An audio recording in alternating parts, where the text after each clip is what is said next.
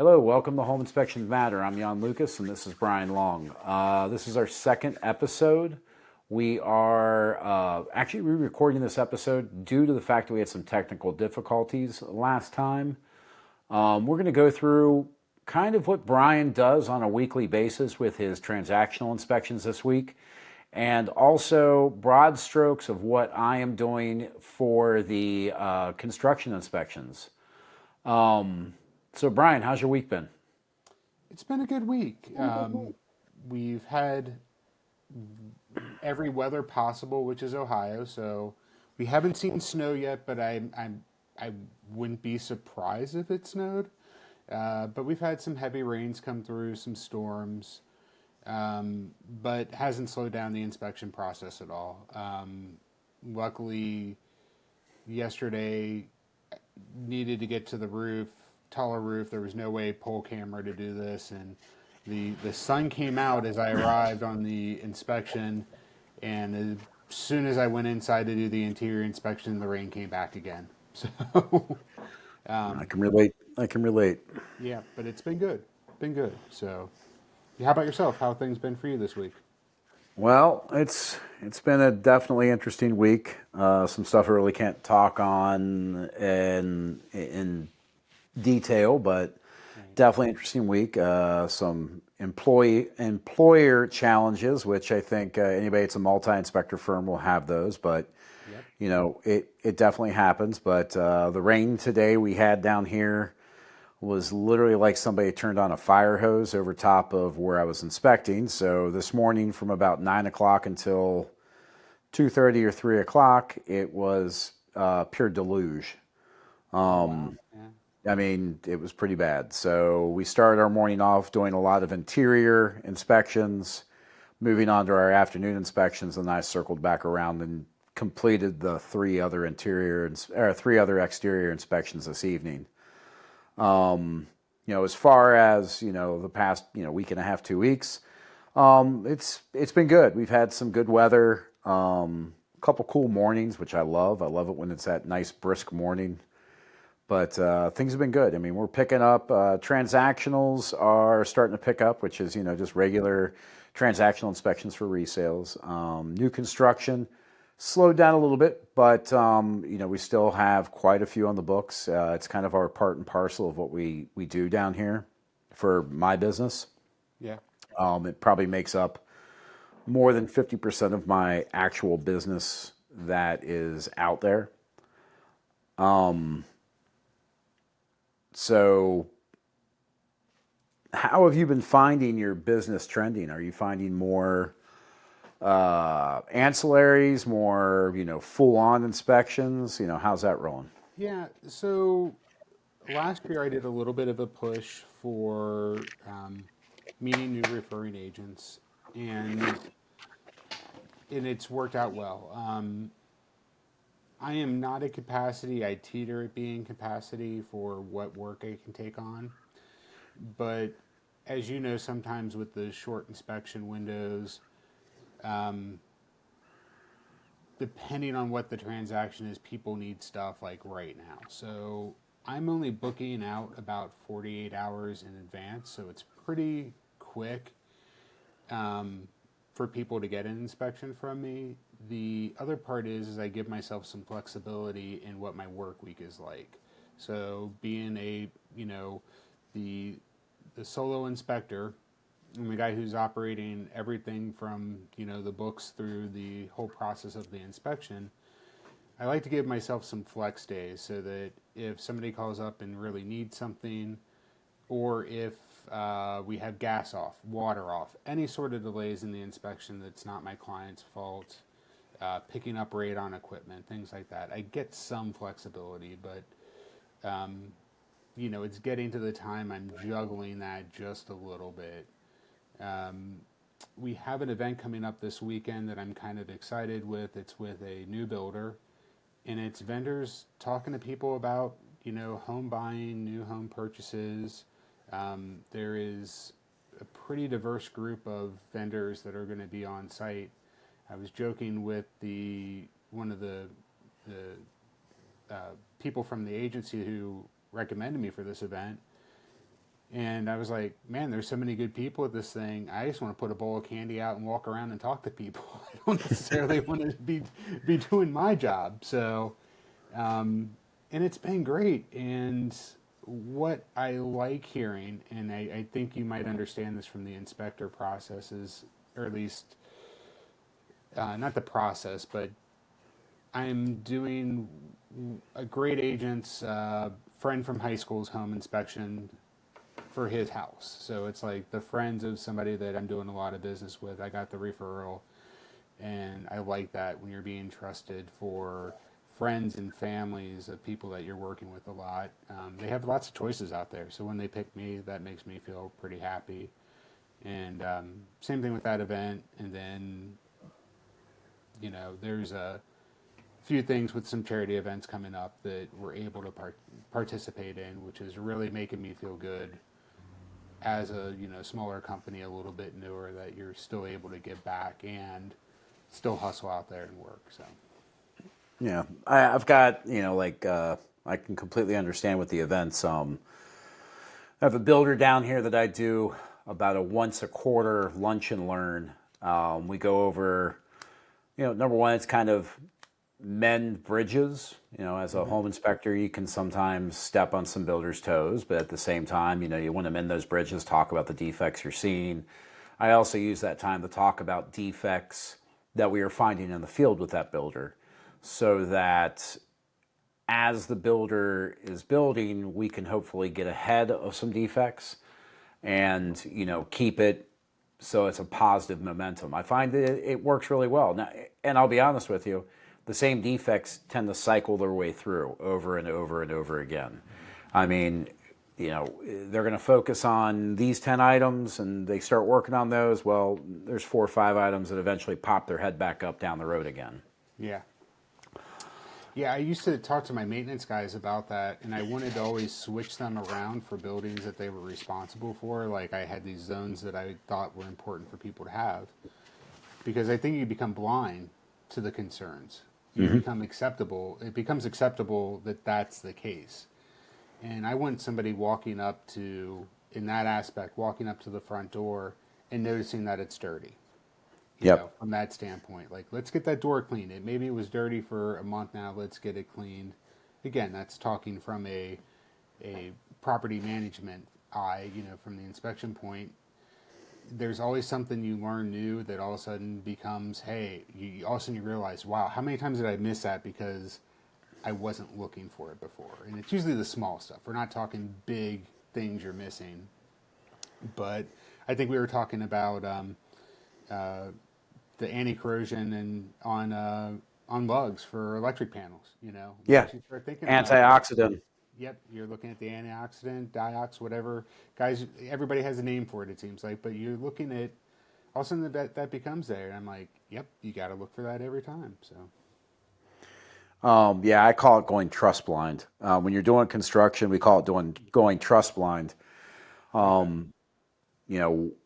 That's why we have multiple eyes on the build, and the builders become trust blind. The builders will have 10, 15, 20 houses that they'll be walking. Well, if most builders are supposed to walk their houses twice a day, put notes in their system, call their trades.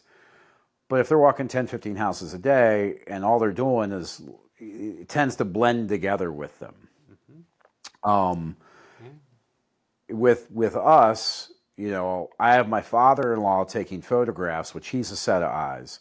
I have myself walking lots, which is my set of eyes, and I have my business partner walking the lots, and he's looking at it.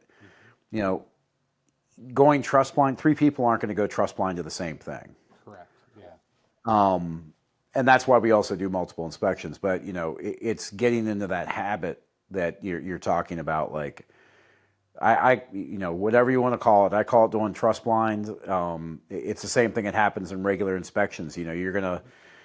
You start getting in the movement with builders or other inspectors, where I'm starting to notice, because of like SEER ratings that have changed on the zone, different HVAC zones throughout the United States. Like, they've changed the SEER ratings in the areas. They're putting in new AC units. Now you're looking at different breaker sizes, because You have a house that's been at resale, just had the AC swapped out. Well, the AC that's been swapped out is now a 15 SEER instead of a previous 13 SEER.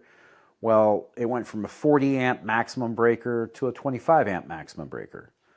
And if, for a while, I was calling it out all the time, and I kind of went trust blind and stopped really, I looked at it, but in the minutia of the inspection, you tend to go to one to two and be like, I forgot to look at the breaker. Let's go back and look at that breaker.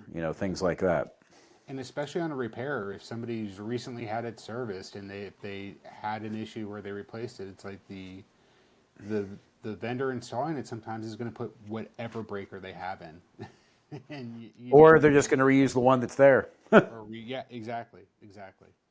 They're going to figure out what's closest, and is it probably safe? Probably, but is it right, or does it need to be noted in the report so the homeowner can make a decision? That's the most important part. And to kind of break down my technical terminology, which I just mentioned, is a SEER rating. It is a SEER rating for everybody out there is it's an energy efficiency rating. Let me break out exactly what the definition of a SEER is, a SEER rating is for everybody, because I don't want to speak uneducated, and sometimes I have a hard time dumbing it down. And it's funny when you understand it, you'll take I know I do it especially, I'll take the shortcuts in the explanation because I'm like, well, that part, of course, right? And it's like, no, I don't.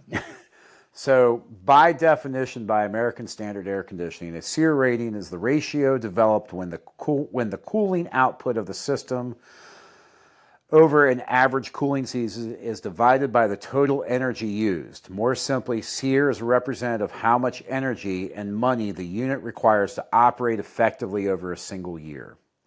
So SEER is cooling output during summer divided by energy use during summer.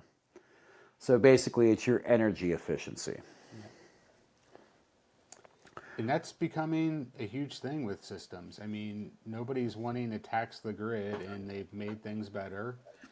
And now, one thing I guess we'll start to be seeing, not to get sidetracked on HVAC, is that 410A is going to start being phased out as the next coolant, so the next refrigerant. So the next refrigerant is a propane-based refrigerant, which I'm interested to see what happens in furnaces that have a propane-based refrigerant with a active fire in it.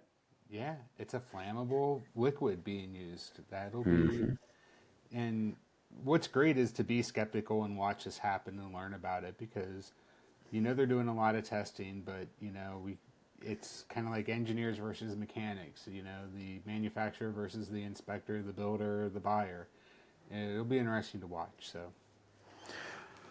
So Brian, let's we kind of have this lined out for today, and I wanted to talk about kind of what you do. I mean, you do quite a bit with historical homes. You do a lot in the area that you're in, which again is my hometown and where you're currently living, has a lot of older homes in it. Still has a ton of new construction going on and a ton of new homes, but the areas that you're in and the market that you're in, it seems like the historical homes and all that seem to be a very big driving point in the greater Cincinnati area. It is. So for me to see 1925, 1869, very common. It's also 1950s, 1940s, depending on where I'm at in town. Those aren't historic, but still older homes. So for me, when I get into homes that are, 1999 or newer, those are a smaller percentage of what I do. The business is growing, but the historic is going to be the biggest part of the business. And there's a few ways that I see the homes. I see lived in, well maintained, maybe transferred every 7 to 12 years. I see transferred a bunch of times in the last few years and just painted. in the inside with not much updates. And then I see homes that were in really big, probably not in great condition, or somebody lived in it 45 years and they stopped taking care of it the last 20 due to things like aging. This isn't, I'm not going to fault anyone for how the home ages with them as they get older. It's very challenging to upkeep a home as you get to be, a senior age. Yep. But those homes have somebody buy it and they come in and they're looking for a return on investment in a short period of time to do the renovations for it. And so those are kind of the ways we see the homes. We just recently did a slab on grade ranch, so no basement. I see these a lot. They almost look like military bunkers that were built in the 40s and 50s post World War II. There was a ton of them laid out through the Mount Healthy area, northeast of town, the suburbs, when the suburbs were built. And these were 3-bedroom homes and good family homes. And I usually see those in really rough conditions. I saw my first one recently that, man, it was well maintained. They had a great detached shed in the back where they had electric. The guy had his wood shop. He put in he had a window AC unit and some baseboard heat, and you could just tell that somebody lived in this home for 40 some years and they really took good care of it. They were really proud to pass off all their maintenance records to the owners. And it was good to see those because I root for those, but then most the other few buildings I was in were all from 1922 to 1889, and you're looking at a lot of plaster walls. And how do the buyers want to know, how do they take care of the cracks, the superficial stuff that goes through? So that's always a big question. We're looking at the sewers, so they're doing the ancillary service for the sewer scope, and it's a mixed bag on what you're getting. All of them are going to be, if they're not relined, they're technically outside their useful service life. But are they operating as intended, and they'll need future maintenance? And that's usually what we come up with. But they need to know that. They need to know if there's cracks. They need to know if there's clean outs available. They need to know if they have cast iron, because that's, you got to get your waste out of the home. That's a very important part. And some of them are doing radon. And I'm seeing mixed numbers because they have stone foundation. There is a lot of ventilation in those lower levels. But I think it's great that they're doing it because a lot of these are younger couples that are going to be raising their family in there. And they just want to have the knowledge going in if they need to mitigate for radon before they move in. So going back to technical terms, everybody knows what a radon test is. But what actually is radon, Brian? If you can kind of explain it to everybody. Well, this is the hard part about radon because it starts about 4 million years ago as things decay. You basically get a gas that's off-put that is the second leading cause to lung cancer if you breathe it. I mean, that's what it breaks down to the buyer of what they need to know is, are they breathing air at a concentration rate that could give them cancer in the long run? The great part about that is that they can mitigate by ventilation typically relatively easily. It sounds scary because you go under the foundation to dig a pit and then you exhaust air out of the house and then you seal things up. Yeah. It's one of those things that people are like, oh, I'm going to get a radon test. Well, great. Do you know what radon is? But a lot of people don't understand that it's a noble gas from a naturally decaying uranium that's in all soils. It's nearly found in all places. Most, not within our coastal area where I live, but yeah, and I always think it's good to kind of let people know actually what it is. Yeah, what it is, yeah. And that's the thing. There is no, watching the tests that I do here, now that it's the season, we're getting into the busier season, I'm doing about 2 tests a week.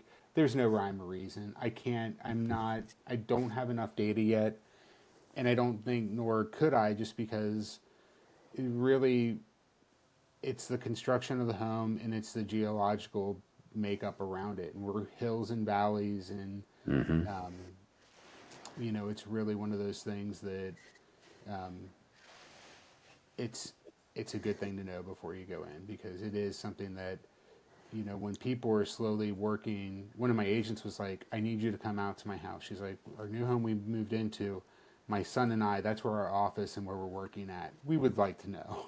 And I'm like, Yeah. yes, if that's where you're working at and spending a good concentration of your space is the lower level of the home, it's a good reason to do that. So. And especially in the Ohio Valley, I remember growing up over in Anderson, I think almost every family room was, if it wasn't a basement, it was like this split level homes where you'd have half the home 4 to 6 feet below, where you got a window up above where you can see out the front yard, and the other half above it. Yeah, and it's funny because that agent actually lives on Forest Avenue, which is our old high school. So, Oh, yeah. yeah, so sorry to be making noise. I've got to have my sparkling water so I can. You're fine. I have my Parker's frozen Coke. But yeah, so with the older homes, we're having conversations a lot about maintenance issues. We're also having talks about when electric panels were put in, what do they have currently, and if they're making changes to the home, how will that affect them going forward? So I'm not seeing a lot of the current breakers that you would see in new construction. So an arc fault circuit interrupter breaker, which is required in living spaces throughout the home, living rooms, bedrooms, and it's a shock prevention. Basically, is the quick way to describe that. I'm not going to see that in an older home, and potentially I'm not going to see it in a panel that's been updated, within 7 years here. But when they do their next one, do we have a conversation about what it is and what it'll cost them to do going forward? Not an exact number, but we have this will be an update that you'll be required to do depending on what renovations you're making. So. My question is for you. So one of the things that I find when I'm doing inspections, and I'm not sure if you do it, is I find it, if nothing has been updated in the electrical panel and everything is correct for the time it was built, do you still call out those arc faults as a defect, since the time of construction and the breakers that are in there align? It's strictly informative that it's not there, and that when making renovations. So it's a blanket statement that it's not there. Now, if it's newer construction and it's a miss, yes. Or if they've done major renovations in the home that should have had it, so they just came through, and it's a brand new panel, and yes, it's going to be called out more so as a defect than it is of informative. But it's still always listed as not there. But there's lots of things in the older home that aren't there that are in newer homes that would be required. So it's my opinion that you got to cover it to have a conversation of why going forward is that important to them. Absolutely. It's still seeing even we had a panel that we still see a lot of just 2 wire, no ground, but yet the outlets test. So when we see a representative number of wires that are going into the breaker box that we know that there's no ground to it, then that's going to escalate the conversation of what they need to look for in their electric system. It becomes more of a material defect and a safety issue than it does, because the only person that's going to really feel the pain of that, and not from the physical, not from the shock hazard, is when you're doing work in construction, or if they have the plans. We can't forecast everything somebody's doing, but home buyers usually have ideas for what they want to do for their home. And when we see that could be a major effect to them of what it's going to cost them going forward. Then they're doing that work to figure out that cost, maybe not in the 7-day window, but they can do a cost analysis or know that they're going to have some expenses. Got a client who's got a high velocity system in an older home for HVAC. So it's a smaller duct that pushes out air in a different way than your normal central system, and they have a boiler.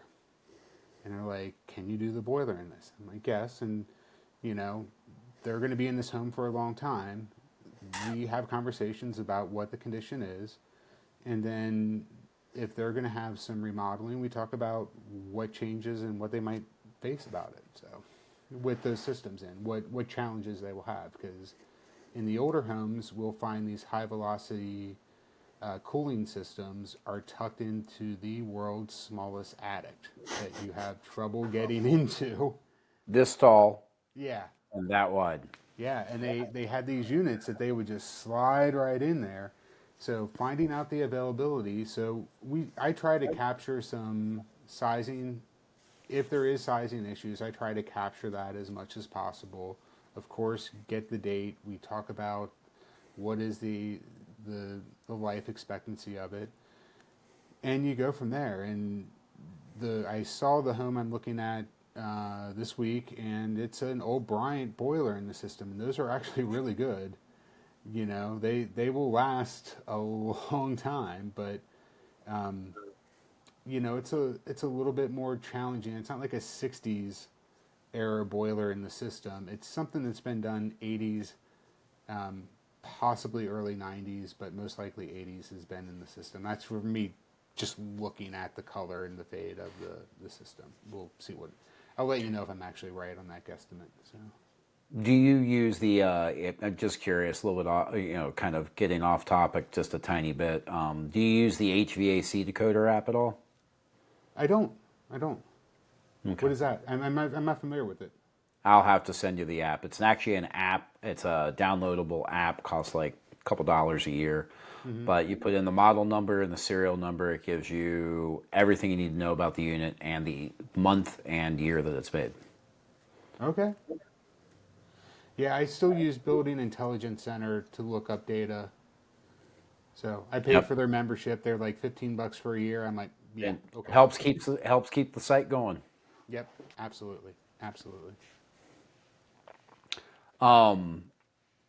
What are some of your daily challenges that you're facing with the historic homes?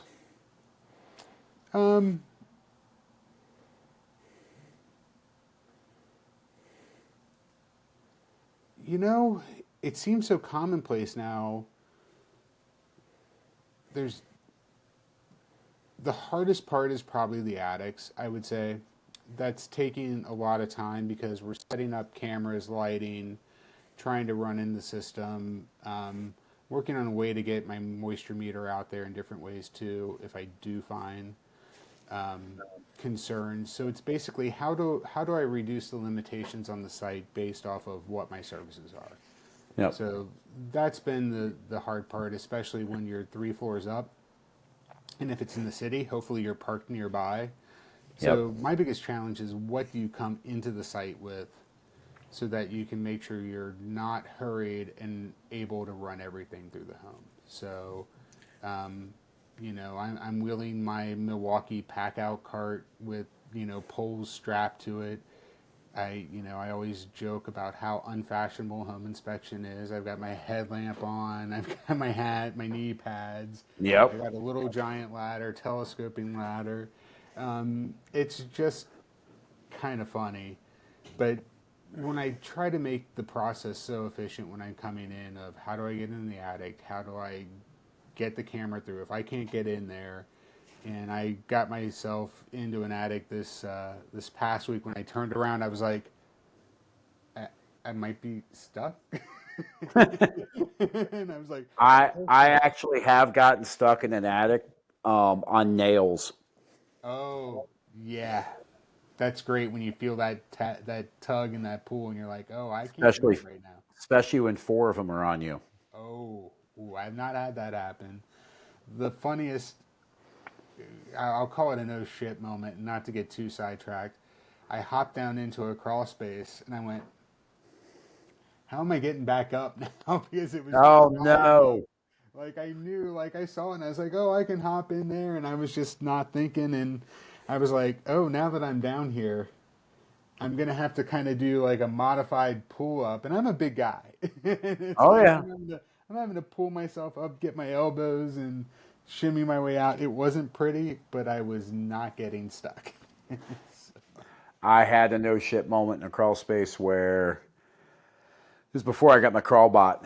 Got about 50% of the way, copperhead right there. Ooh,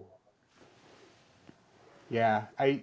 It's kind of funny. Jan and I have shared some of our template statements when I first started, and I see the statement of snake in crawl space, and I'm like, that is a story. Oh If yeah. that comes in your that's in your template. That's a story to talk about. It is. I've been hit twice by copperheads, Okay, and I wasn't going to get hit a third time. right? No, no. I've seen snake skins. They're the only thing I've found so far. Oh yeah, you find them all the time down here. Yeah, I Living in the don't. South. Thankfully, I'm okay with that. I would I'll rather bring you be on a down crawl here. bot. You can come help me in a crawl space down here. Yeah, yeah. I So will how send are in you? my crawl bot. What's that? I'll send in my crawl bot. Oh, okay. So how are you finding your, like when you get done with your historic homes, obviously you're going to have quite a bit to discuss, whether it be limitations, Yeah. such as, or not limitations, but, blanket statements. The house doesn't have AFCIs, but if you're planning on remodeling, stuff like that. Communications like that. And then also communications with your realtors. Like this week I found 3 broken trusses in houses that are less than 2 years old. How do you steer those conversations so that the fear factor isn't there, but the acknowledgement of the defect, or the acknowledgement of, hey, I know you're buying this house to remodel, but you're going to need to do this work if you proceed with the remodel. Right. I think I'm lucky that I have a lot of seasoned agents that are familiar with historic homes. So it's if I'm not writing anything they haven't seen before, which is good. The other part too is having the client on site that we can see, talk, touch, feel, smell, whatever the case may be, that we can actually have a conversation about what it is going forward. So if they have problems, and if the agents are great, and I have mixed. I have some agents that do not come to the inspection, some stop in and say hi, and some that are there for an hour or two more. It varies on the agent. I can't say that I don't know that one way is better than the other, but really having the client there to have that initial understanding, and then I always tell them that depending on what the clause is, I had a flipper house that I told him when I start putting the puzzle at home, there's a couple things that I might escalate up, and it's going to be based off of the multipliers that we're seeing in the field now. So if we're looking at electric in the attic, and we've got multiple concerns with the electric in the attic, and we talk about those. We talk about an issue with the service drop, and then we talk about issues at the breaker and the main distribution panel, and then out to a sub panel in the garage. By the time I review that at home, some of those things might become more serious because I'm in a controlled environment reviewing what that is. And that's for them to go, okay, we really need to talk to the seller about these concerns, about who's doing the work. They need to make the decision. If the work's being performed, they really need to have a reputable electrical contractor coming in to come do the work for them. If it's somebody that just did a major renovation and the flip part hadn't, and they did all these things wrong, I want to have that conversation of the pros of using that person that did the work initially. Why didn't it get done ahead of Yep. time? And that's really the conversation you're having. I don't I don't want to. I'm not going to worry and badmouth them that they did a shitty job. I don't know what they walked into. They did a shitty job. If they've got a ton of things wrong and it's bad, they weren't able to do the job correctly. Not my concern though. What I want is I want my buyer to have somebody come in and fix it and walk them through the same way that I walked them through the inspection. I want them to be like, we're going to have 2 guys here. We're going to spend 4 to 6 hours in the attic.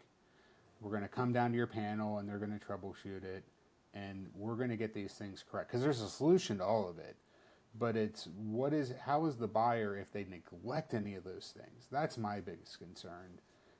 If there's a service line that's less than 3 feet from a deck, I want to know that my client is going to get that corrected so nobody gets hurt. Yep. So, and that's something that somebody should have caught prior to the home inspection being done. And then my last little gripe, and I'll just say it, is when you see these flips and you come in and they haven't unpacked the appliances. They're all installed supposedly, but here I am unpacking all the paper materials out of the stove to test the stove. The dishwasher hasn't been unpacked. And I'm like, my client's paying me to unpack their appliances. They basically set up the equipment. Yeah. So, so sum up efficiency to be able to get into, like, have everything you possibly need for an old home on site. And my truck, there's an amazing, I have realtors who just laugh. They're like, you're like, oh, I've got this tool. I'll be back. Yeah, I've got it. I've got the tool that can fix that. Yeah, exactly. A guy was worried about gas. I'm like, we're going to smell for gas. If you think it's a concern, I want them to know and do it. So. Yep, I have a gas sniffer on mine, and honestly, I bought it out of precaution, and I've already used it more than I ever thought I would. Yeah, I haven't got do you use anything for carbon monoxide detecting on your person? I do have an air quality tester. It's about a $300 air. It's literally this big. It measures parts per million for dust, parts per thousand, CO2, measures for what else? Hydrocarbons. Okay. And then does humidity and temperature. So, I mean, I do use that for CO2 because I have been in places where I'm like, something's not right here. And I took it into one house, and literally the day before they had an ozone generator in there. So when I ran it, the readings were off the chart, and I was like, no wonder I got a headache after being here for an hour. Yeah, I had a home that I was doing for, it's a pre-Section 8 inspection. So I'll go into a home that's been renovated or it's been turned for a listing, and I'm doing the pre-check before they have their Section 8 inspections. Yep.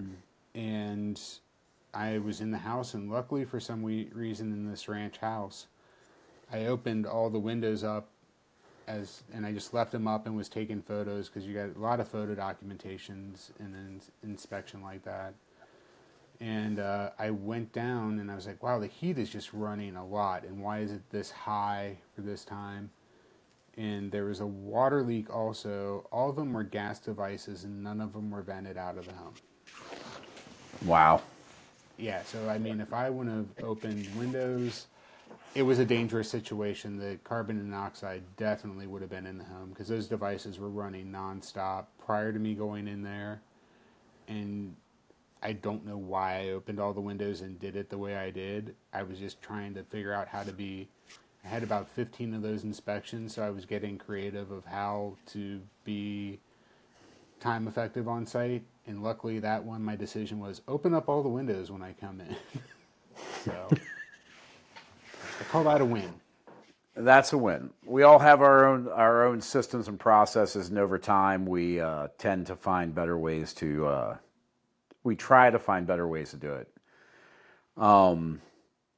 So kind of going through what I do, I mean, I know you and I have talked about it quite a bit. mainly I am, I do, I'd say more than 50% of my business is in new construction. I'm in an area where the new construction boom is happening. I'm in the Hilton Head Bluffton area. We do quite a few inspections in the Hilton Head Bluffton area, Savannah, Buford, Ridgeland. It's all the surrounding areas, and it's just blowing up. Um, Typically, my referrals are coming from word of mouth. What were you going to say, Brian? I was just curious, what is driving that? Is it the amenities of being in near Hilton Head? Is it jobs coming into the community, or is it just lack of housing and they need it? A lot of people are transitioning down to the south. Taxes. Um, some people are moving down here to get out of the cities. Hmm. Um, I think when COVID hit, a lot of people had remote work from home jobs, and they found it a perfect opportunity to move to an area close to the beach so that they could work from home and be in a warm area an area that's warm 10 out of the 12 months out of the year. And what I mean by warm is um, we don't really get cold until late November. And what I mean by cold is cold days are 45 through 60. Um, so, we have very temperate weather down here. Yeah. So people tend to migrate to where it's warmer, close to the coast. You can still walk on the beach in the middle of January. Nice. Play golf Christmas Eve, play golf Christmas Day. Yeah. Um, so a lot of the people moved down here during that COVID boom, and it's starting to taper off a little bit. But for the most part, it still has quite a bit of growth. I mean, tax-wise, we are one of the lower taxed states and municipalities in the area. Varies from county to county, obviously, but for state-wise, it's pretty relatively inexpensive taxes. Whether that's good or bad, I have my opinions on it, which I tend to keep for myself. I think that investment into the infrastructure is something that needs to happen more in our area, but that's for another conversation. Yeah. But the area is really growing due to people moving from up north down south. They're getting tired of the cold weather. They're getting tired of the crowded cities. They're getting tired of the high taxes. Yeah. Taxes serve a purpose, so I can't. I have my thoughts on it, but that's just me. Yeah. But yeah, I mean, a lot of our business, I'd say, 50 more than 50% of it is construction or new construction. But in general, on the whole, we do quite a few transactionals. A lot of the homes down here, I'd say, roughly about 10 to 12% of the homes we inspect would be considered historic homes that were built pre 1920. We still run in a lot of 1940s, 1950s homes over in the Buford area. And then scattered throughout there are old plantation style homes, which are absolutely phenomenal. I'd love to get you down here for one of those. I think you'd enjoy it. Oh, absolutely. But construction is where it's at down here right now with a lot of the phase inspection process, which we do. My phase inspection process it's almost like a glorified third-party project manager. I tend to use a lot of technology, obviously drones. I use a third-party inspection software called Builder Trend, which is a stripped-down version of what project managers for major corporations use. We use Gantt charting. It's an observed timeline based on where the build is and the average build speed per community for each part of that timeline. Gantt charting, which I know you're familiar with, but for other people, Gantt charting is a scheduler. And as things are scheduled out, if let's say slab prep and pour typically takes about 10 days to prep, inspect, and be poured. It's typically about a 10-day process. But let's say we have a week of bad weather. Well, that goes out to 15 days. As that moves out, everything down the line pushes out farther. It doesn't extend those things, but it pushes them out. So the reason why we use the Builder Trend with the Gantt charting is I used to take pictures of everybody's lots every 10 business days, drop them into a Word document, convert it into a PDF, minimize that PDF so it's under 30 megabytes, then type an email out, tell them where they're at in their construction process. With our Gantt charting and the builder trend and everything like that, they can see where they are in the Gantt charting. It gives them a good idea of where they're at, and they can see the photographic updates so they can marry the two together. As I explain to people a lot of times, with build schedules, usually the first 90 to 120 days is on point, and usually 90 days are on point, and the last 60 days are on point. It's that middle part where you start getting into electrical rough out, plumbing rough out, HVAC rough out, insulation, drywall, trim, countertops, cabinets. That's where it kind of loses its minutia. It really starts to get really, really convoluted. But as soon as the electric meters go on these houses, it pretty much falls right in place, because after that, everything is punch. Yeah. So we use that for our clients. When we sign them up, they get our Spectora link, which Spectora is the same software you use. We talk about templates and all that. Each part of our phase process has a specialized template for each individual process. In our package, we do 3 inspections. We do our pre-drywall, closing, and 11-month warranty. For us, we wrap it all together. It kind of wraps that client. We put our arms around them at least for about 2 years from the time it starts to that 11-month process. Yeah, I think you told me that before, but it dawned on me when you say it. So when you're signing them up for their phase inspection, you're signing them right up for their 11-month warranty at the same time? Exactly. Fantastic. I mean, that's what the client needs, is just to not just have it scheduled right from the get-go that it needs to be done. That's awesome. Yeah. And, again, we're a family-owned and operated business. My mother-in-law and father-in-law work for me. So my mother-in-law, I give her a spreadsheet once a month and have her call the clients at 10 months to schedule out their 11-month warranty. It gives us 30 days to fit them in. And we call it an 11-month warranty. The builders typically do it from 11 to 12 months, but I like to get in there around 11. Ideally, it doesn't always happen because people aren't home. People don't return phone calls. People will be like, I don't know what that number is, and they won't even check their voicemail. They'll just delete it. So we have to hammer call them sometimes to get them to be like, hey, it's time for your warranty inspection. Yeah. But we wrap that all together. And for us, we do biweekly updates to every one of our clients throughout the process. We work with our builders throughout the process to address the defects as they're happening. So when we get the pre-drywall and we get the closing, we've minimized those items. And we're also looking for the options they chose. Countertops, cabinets, what colors they are, what style they are, hardware, what type of sinks they have, exterior paint color, pull down ladder or scuttle hole. All the things that they've selected, we're looking at that throughout the process. And if we find something like it's the wrong color cabinets, it's better to find it when they're getting ready to install them than after they're installed. Because then you're looking at exactly. Then you're ripping out countertops and you're doing which doesn't happen that often, but it does happen. So I'm curious because it's what you do. We've talked about this is so foreign to Ohio. So if Ohio users are watching this, whose responsibility is it to get you those builder packages? Are they having the builder send that to you? Is your client sending that to you? How are you receiving that information? So most clients go through what they call option selections. They do A options and B options. A options are everything pre-drywall.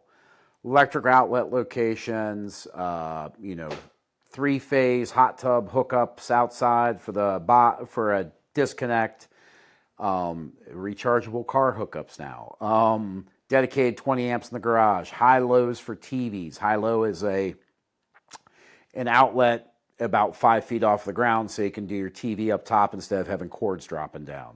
Mm-hmm. So the A options and the B options would be countertop color, countertop style, tile, floor, paint, all that stuff. The A and B selections, typically when they do them with the builder will email them a PDF version of those selections. Okay. If they don't have them, most of the builders' design teams have my email, and I'll have the client be like, hey, can you send Jan Lucas from Homegrown Home Inspections my selections?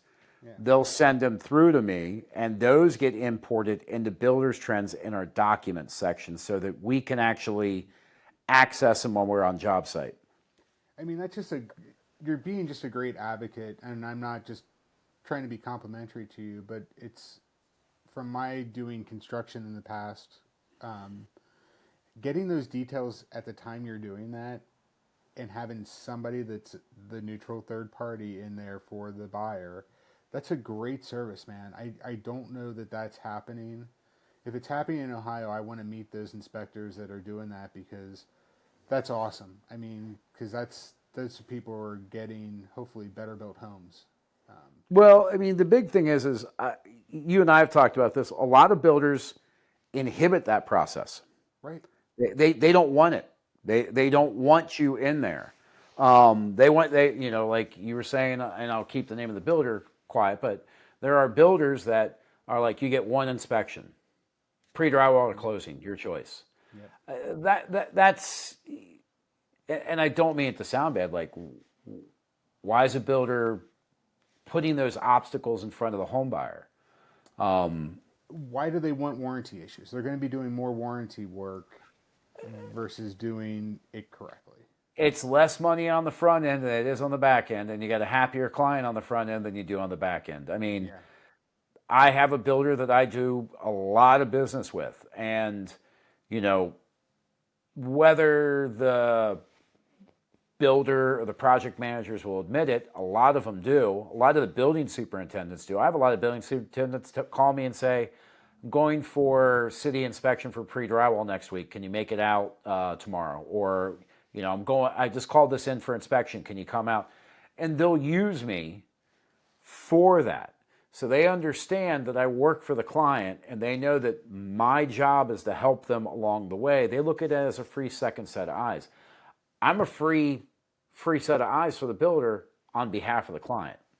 And sometimes people think that is a little too touchy-feely when it comes to the builder, but the whole thing is we're all there to get the homeowner to the same spot, a home that they're happy with, it's built well, and it has everything they want in it. I mean, how many times do we hear from Vince, we're stronger as a team than we are as a group of individuals? Yeah. I mean, we heard it all throughout us growing up, whether it be Mr. Griffith, Mr. Soriano, Randy Corbett, any of those guys. We're better as a team than we are as a group of individuals. Start growing as a team. Start growing as a team. And that tends to be, I mean, I still remember those. Those are, life lessons that still stick with me, that we are, home inspectors, that do, any type of historic home inspections or construction. We all do that.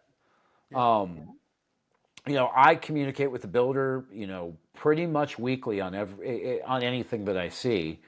Take a picture of the defect, take a picture of the lot number, send them it, call them, follow up on it, re-walk the house. Sometimes I'll talk to the trades about it. I know some of the framing companies, if I see a framing issue, I usually know who the framing supervisor on site is. I'll call them and be like, hey, why don't you meet me over at this lot? I want to talk to you about these MTS 12s and the MTS 8s. You've got the wrong types of straps. MTS stands for metal twist strap. We live in a high hurricane area. They're actually roof-to-wall connections that actually hold down the roof. The builder sometimes will install the wrong size one, not on purpose, but just out of habit of grabbing the next one out of the box. Yeah. And, when we do our pre-drywalls, the way we follow up is we do the pre-drywalls, we send them to the client and to the builder, and then we verify the corrections throughout our lot walks that we do. Tongue twister there. I know. Through those lot walks that we do, we're verifying the corrections, and and if they're not, we're calling the building superintendent, or we're trying to raise the red flag, like, hey guys, stop. Right now,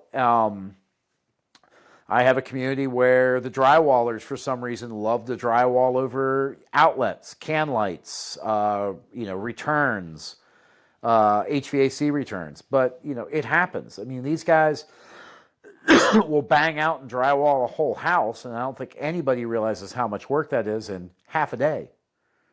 Things do happen. And, the post-inspection follow-ups with my guys, when we do a final inspection, I tell every one of my homeowners, I want you to live in the house for a week or get comfortable. When you're in there for about a week, call me. I'm in the area. I'll make time. I'll come out and talk to you, and I'll tell you what to expect from the time you close to that 11-month warranty, so that we can, I can give you a game plan on how to start documenting this and to stock these items up. One of the biggest problems homeowners do is they'll call the warranty department every time they see a nail pop. They'll call a warranty department every time they see a corner crack. The reality of it is a house doesn't really, only houses I know that settle are on pilings and piers, crawl space houses. But most of the houses nowadays are built on slab. There's not a lot of pilings and piers. And people will say, oh, my house is settling. If your house is settling on a slab, you have more problems than just a corner crack in your new construction home. A home is essentially curing. The moisture content in the wood in the house is more elevated because it's been exposed to the elements throughout construction. You go through 4 seasons, which is roughly wrapped into about 11 months. You've gone through 4 seasons. The house slowly cures more. The wood's going to get drier. It's going to constrict. You're going to get those corner cracks. You're going to get those nail pops. Calling out the drywall guy at 2 months because you see a corner crack and getting mad in 2 more months because it shows its head again isn't the fact that the warranty department didn't do a good job. It's just that your house isn't done. Your house needs time. That's why they have these landmark inspection dates. Yeah, and like you're saying, we're better as a team. When I was getting ready for my first 11-month warranties, you were sending me out the Excel sheet that you use to give people to track stuff of, hey, here's how you track these things and how you can be a better informed client to the builder. So you're giving them detailed information, and when they see the stuff, they just write it down. They're not calling the 911 line for every little detail. It'll get fixed. Builders want to fix anything that they have wrong. Typically, they want to fix it. But how to get together a list that somebody can go, oh, we actually got 55 things at this house we've got to do. Maybe 5 of them we're not going to be able to, or it's maybe not us, but they're going to come out, and the buyer's going to be happier that the builder responded at that point. Yeah, exactly. And the other thing is a lot of people that are building homes, when you're out there, when you're building a home, and you're mad at the warranty department because they said they're going to be there on a Monday, but they're there on a Wednesday, realize you've got 150, 200 other clients calling because they don't wait till that 11-month process, saying, it's an emergency, I've got a crack in my wall. And the warranty person goes over there and be like, you called me for this? I mean, I literally have been in houses like, you just closed a month ago and you have literally a corner crack that looks like a piece of hair on the wall. Mm-hmm. That's fine. Wait till 11. Why want it fixed now? It's going to show itself again. Yeah. Yep. So what do you got coming up in the next week? Well, right now, it's funny how the weeks get longer. If I would have told you today was Thursday or Friday already at the beginning of Wednesday. Yeah. So we're wrapping up. I've got a big inspection on Friday. Tomorrow is mostly an office day with a construction inspection and radon pickups from the first part of the week. Yep. So we got some radon test devices out there. Draw inspections are when mortgage or lending companies, the construction is at a phase where they can get paid part of what they borrowed to do the build out of the home they're renovating. So I come through and take photos for that. So yeah, so button up a report that we did with the gas off, so reinspection, and then chatting about home inspections and really pushed the Ask Why WHI Yep. to try to get some questions ahead. I'm going to just have people have a conversation. They can whatever comes up, they can ask me a question off the cusp of about home inspections, issues they're having with their house, and if I don't have the answer for them, I'll get their information and get them back to a response or come see what they have for their project. And starting to work a little bit more on some of my social media stuff, looking at um, playing with some new toys and video and stuff like that. So kind of a Oh, fun time. I've got some toys. I've Yeah. got some new toys. Yeah, I got a new Um, gimbal I'm trying to figure out how to use with my GoPro. I've got one Got the for you that I'm still controllers trying to available. figure out. This DJI thing goes on my phone. Oh yeah, yeah. I've got something similar to that. Is what I got. Nice.